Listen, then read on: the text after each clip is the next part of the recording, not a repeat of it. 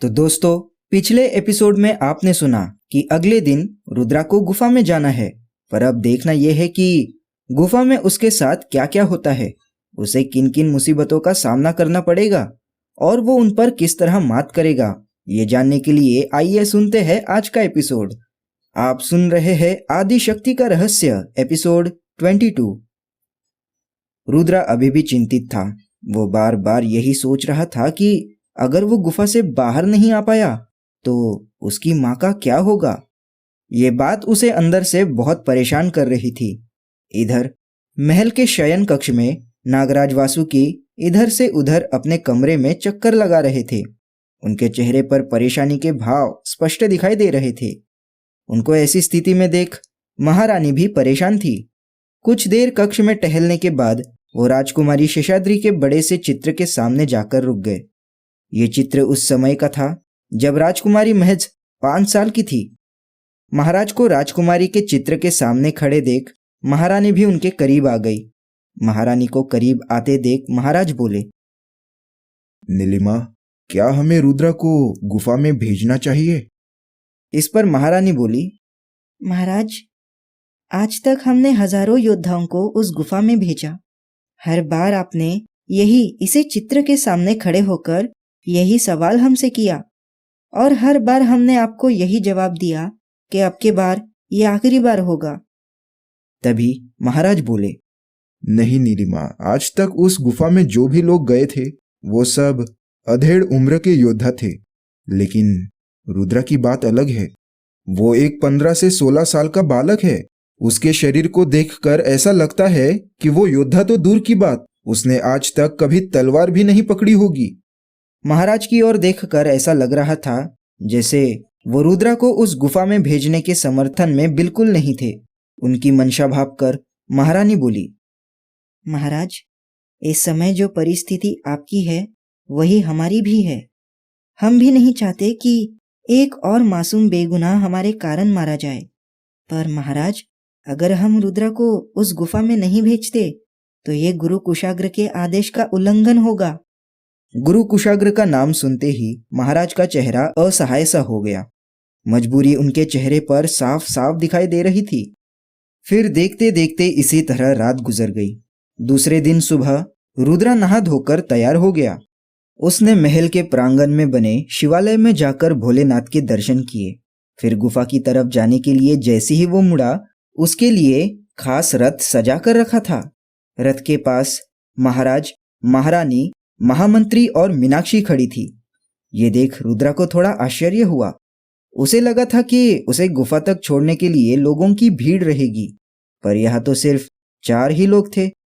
रुद्रा खामोशी से रथ पर सवार हो गया। करीब आधे घंटे के सफर के बाद रथ एक विशाल पहाड़ी के पास रुका। सब लोग रथ से उतरकर अब पैदल चलने लगे। इस दौरान रुद्रा का दिल जोर जोर से धड़क रहा था। वो अंदर से थोड़ा घबरा रहा था, पर उसने ये डर के भाव अपने चेहरे पर नहीं आने दिए। वो सभी के साथ खामोशी से चलता रहा। कुछ देर चलने के बाद वो लोग एक विशाल चट्टान के सामने रुक गए। फिर महामंत्री जी चट्टान के करीब जाने लगे। उनके हाथ में मंत्रों से भरी एक किताब थी। उस किताब को खोलकर महामंत्री जी ने कुछ मंत्र पढ़े। दूसरे ही क्षण वो चट्टान अपने जगह से हट गई और वहां एक गुफा का मुहाना बन गया। फिर महारानी ने रुद्रा को विजय तिलक लगाया और कहने लगी, रुद्रा, मैं तुम्हारे सही सलामत वापस आने की कामना करती हूँ। इसी बीच रुद्रा मीनाक्षी को देखने लगा। मीनाक्षी की आंखें नम थी। यकायक मीनाक्षी रुद्रा से लिपट गई और रोने लगी। मीनाक्षी के यूं गले लगने से रुद्रा थोड़ा असहज हो गया। उसे देखने से ऐसा लग रहा था मानो वो पत्थर की तरह जम गया हो। करीब करीब 2 मिनट के बाद भी जब मीनाक्षी ने रुद्रा को नहीं छोड़ा तो रुद्रा थोड़ा शर्माते हुए मीनाक्षी से कहने लगा, मीनाक्षी, तुम अगर इस तरह रोगी तो मैं गुफा में कैसे जा पाऊंगा? देखो, महाराज और महारानी हमें देख रहे हैं। पर मीनाक्षी पर रुद्रा की इन बातों का कोई असर नहीं हुआ। वो तो बस रुद्रा को पकड़कर रो रही थी। ये देख महारानी उनके करीब आई और मीनाक्षी के सर पर हाथ रखते हुए वो बोली, बेटी मीनाक्षी, अब रुद्रा को जाने दो। गुफा का दरवाजा खुल चुका है और इसे ज्यादा देर तक खुला रखना ठीक नहीं। महारानी के इतना कहते ही मीनाक्षी ना चाहते हुए भी रुद्र से अलग होकर खड़ी हो गई। उसकी ये दशा देखकर महारानी को भी बहुत दुख हो रहा था। उसे शांत करने के लिए महारानी ने पूजा की थाली मीनाक्षी के हाथ में दे दी और बोली, मीनाक्षी, रुद्रा को यूं रोते हुए विदा करना ठीक नहीं। लो, ये थाली लो और तुम भी उसे विजय तिलक लगाकर उसके सही सलामत वापस आने की कामना करो। मीनाक्षी ने वो पूजा की थाली अपने हाथ में पकड़ी और रुद्रा को विजय तिलक लगाने लगी। तिलक लगाने के बाद उसने 5 बार आरती घुमाई और कहने लगी, रुद्रा, मैं भगवान से तुम्हारी लंबी उम्र की प्रार्थना करूंगी। जल्दी लौट कर आना, मैं तुम्हारी राह देखूंगी। रुद्रा भी बहुत भावुक हो गया था, पर उसने अपने आंसुओं को बाहर आने नहीं दिया। फिर उसने महाराज और महारानी को प्रणाम किया और गुफा के मुहाने की ओर जाकर खड़ा हुआ। महामंत्री जी भी वही खड़े थे।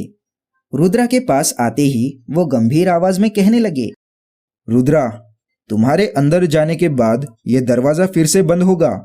तुम्हें आगे क्या करना है, किससे मिलना है, तुम्हारा सामना किन खतरों से होगा, इसके बारे में हमें कोई जानकारी नहीं है।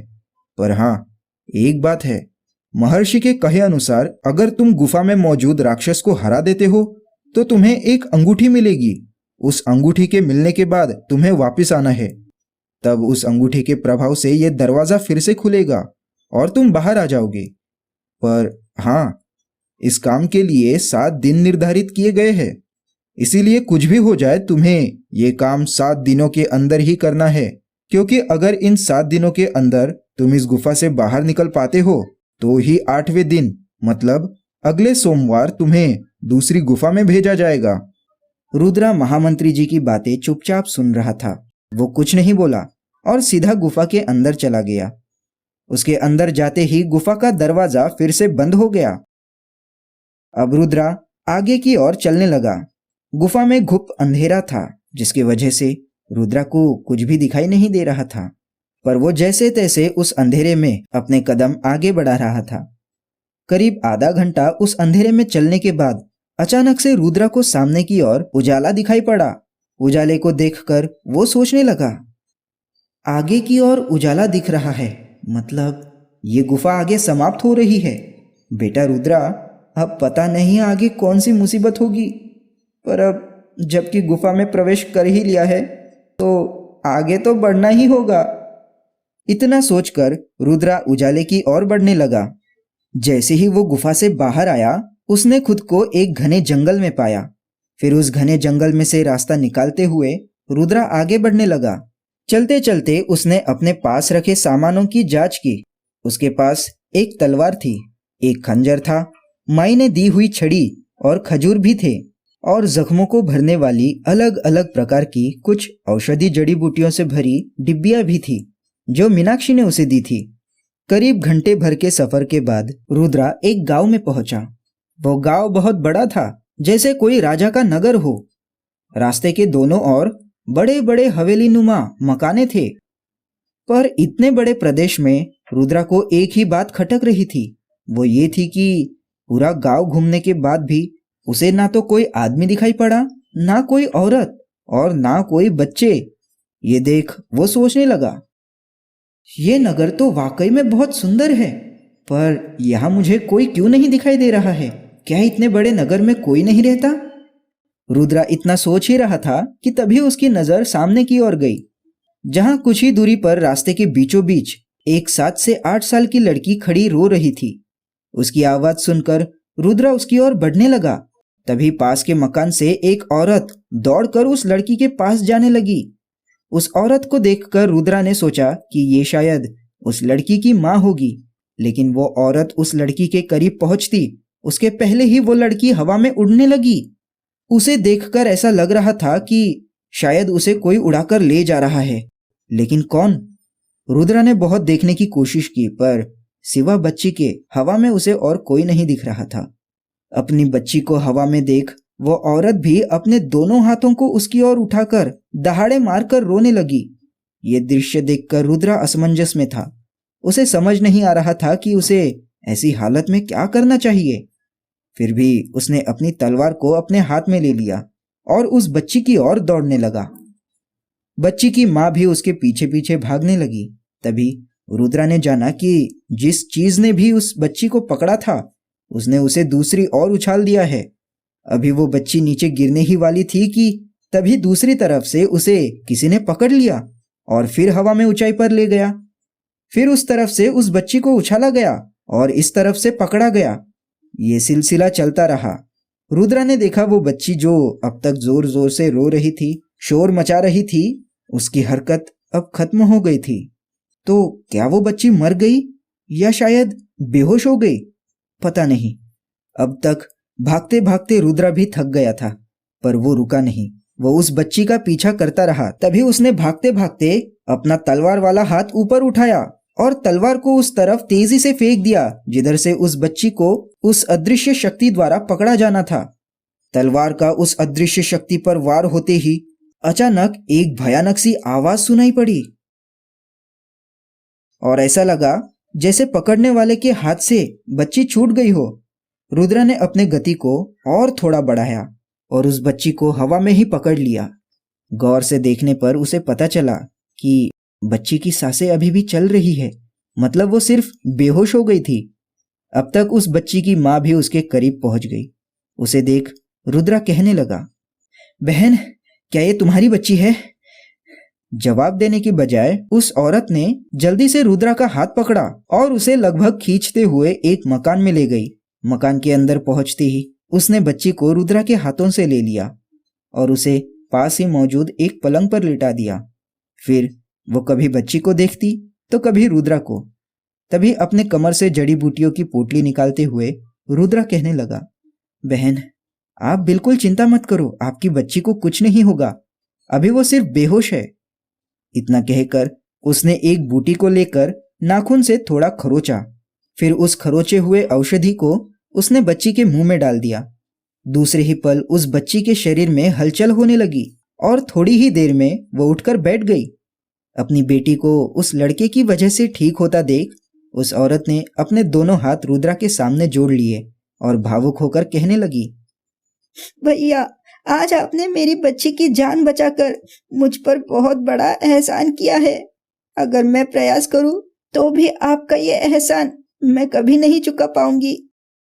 तभी उस बच्ची के सिर पर हाथ फेरते हुए रुद्रा बोला, बहना, एहसान की भाषा बोलकर आप मुझे पराया कर रही हो, यह तो मेरा फर्ज था।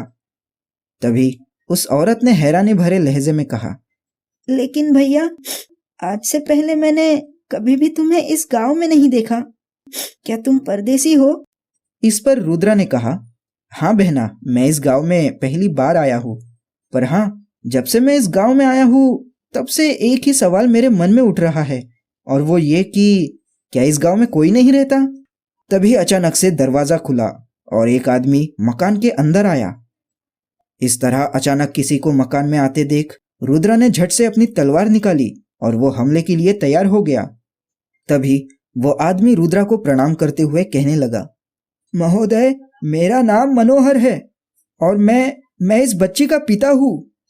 उस आदमी की बात सुनकर रुद्रा ने अपने तलवार को वापस म्यान में रखा और कहने लगा, जी महोदय, क्षमा करें। वैसे मेरा नाम रुद्रा है और मैं इस गांव में नया आया हूँ और मैं आपसे ये बात जानना चाहता हूँ कि क्या इस गांव में कोई नहीं रहता, और अगर रहते भी है तो इस तरह छिपकर क्यों बैठते हैं, वो बाहर क्यों नहीं आते? तो दोस्तों, रुद्रा के इस सवाल पर वो आदमी आगे क्या जवाब देगा और आखिर इस रहस्यमय नगरी का क्या राज है, जानने के लिए सुनिए अगला एपिसोड।